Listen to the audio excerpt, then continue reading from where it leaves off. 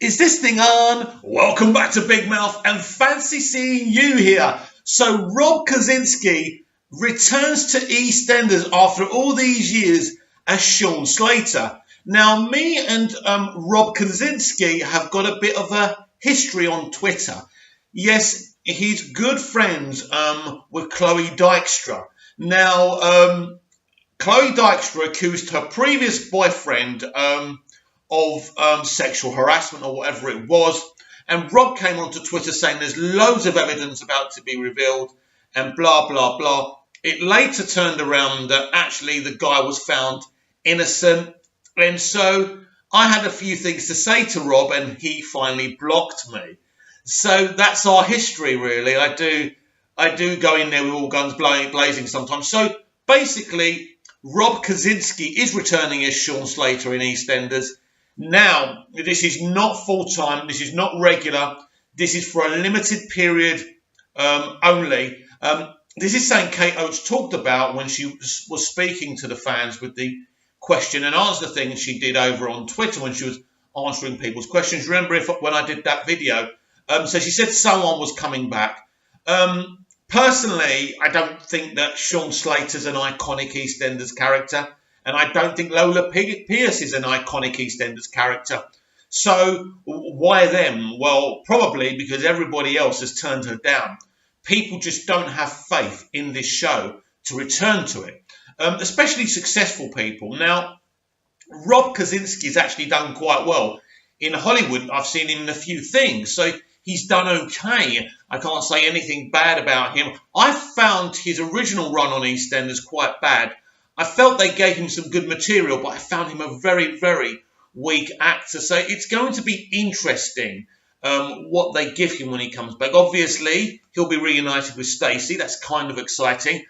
But because it's a very limited kind of thing, I don't know how limited a time he's coming back for as well. So that's very interesting. Hopefully they give him something explosive so he can come in and out.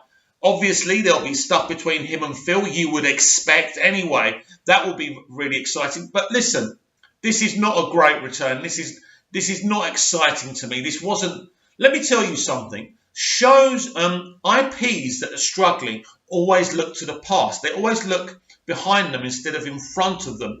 EastEnders have been doing this for years. Keep on bringing back old characters instead of creating new iconic characters. Great shows, intelligent people create great characters so they can keep on pushing forward. Now, soaps that have been long running and going on for quite a while, of course, are going to bring back old characters. But EastEnders keep on using these older characters to prop them up. How many times have you spoken to fellow EastEnders fans? Oh, we should bring that one back. Oh, let's bring that one back. The problem is the creatives who made those characters great are no longer around. So when they come back, these current people haven't got a clue. Now, I have great faith in Kate Oates, and let's hope she can do something special with him in the mould of what she did over on Emmerdale, at least. But there's no question about it. She's brought him back to be a threat, to be a problem. It'll be interesting who he goes up against.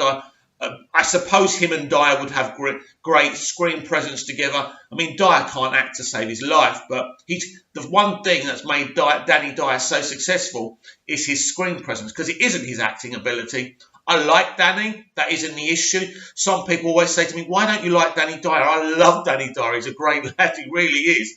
But he just can't act. And I apologise for that, but I'm a straight shooter, you know. You know, I've gone to drama school. I've gone to RADA. I know what it takes. And Danny Dyer has never been trained as an actor, hasn't got the natural talent to be an actor. And that's just a harsh reality. But at the end of the day, I know a lot of you are really, really excited about Sean Slater returning. And I hope they do the character justice. I hope he's just as messed up as he was before. And of course, Gene's going to be around as well. So they're going to have that twisted dynamic again, I'm sure. This is Kate Oates. She will take advantage of every dramatic potential. So there'll still be that situation there. And if you remember, Sean and Gene really had this twisted relationship. He just didn't like her. But obviously we did find out that, in fact, Sean was responsible for his father's death. So I can't remember if Stacey actually knows that.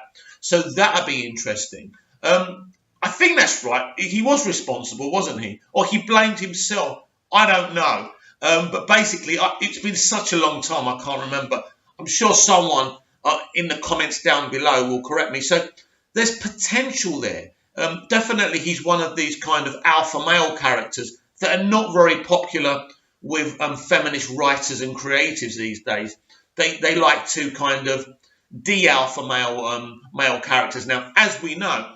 But Kate Oates, let's get this clear. Kate Oates isn't an authoritarian feminist. She's not. She's very equal with the way she develops male characters with female characters. She likes strong female characters, but she also likes the classic, strong, Grant Mitchell type, Kane Dingle type, strong villain. Ironic, though, what she did to Kane Dingle, because she did emasculate him, didn't she? But now, if you notice, Kane's gone back to his old self, which is interesting. But, yes, definitely Sean Slater should be what he's always been. Because if you're going to bring a character back like Sean, that's what you have to do. Because he's popular because of what he was. Sean Slater was a dirtbag. He wasn't a very nice person. And he must remain as that, because if he comes back as this new and improved version, I'm not interested, and I'm sure you won't be interested. We've got enough boring, dumbed-down characters in EastEnders already. So why has she done this? Why has she decided to go this direction? Well, it's quite obvious when she first comes. She's got a lot of houses and rooms to clean up in EastEnders, and I think this just helps her, you know, in the background deal with longer term. She can do this short-term storyline with Sean, and then while she's doing that, she can implement the long-term things, you know, later on. It's a clever way of doing it. It distracts the audience. You bring him back, you give him a big story, but you can't see that there's nothing really going on behind him. It's a really clever tactic by Kate, and this is why she's so smart and so clever. So I have total confidence that she can do something special with this. But me personally, he was never my favourite character, but I certainly understand why Kate is doing this. So she's brought back Sean Slater. She's bringing back Lola Pierce.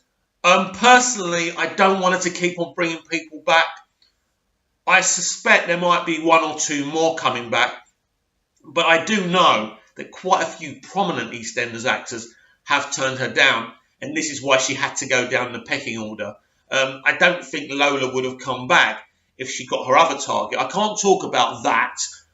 But yes, there was somebody else that every EastEnders showrunner has been after. And basically, she's giving them the big finger. And to be honest with you, I can't blame her. She's not interested. And, you know, I totally respect that. You know, she could come back and get her money, but she doesn't want to do that. So it's very difficult because actors have been seeing what's been going on with EastEnders for over a decade. They saw what happened to poor John Altman, a.k.a. Nick Cotton. He put his faith in Dominic Treadwell-Collins. Dominic Treadwell-Collins used him as a means to an end on an anniversary episode and killed him off pointlessly. Nick Cotton should never be killed off. Nick Cotton should always be around for a rainy day. And his death always disappointed me. So please, Kate, don't mess this up. Great opportunity for you to be on EastEnders. We are relying on you to save this show.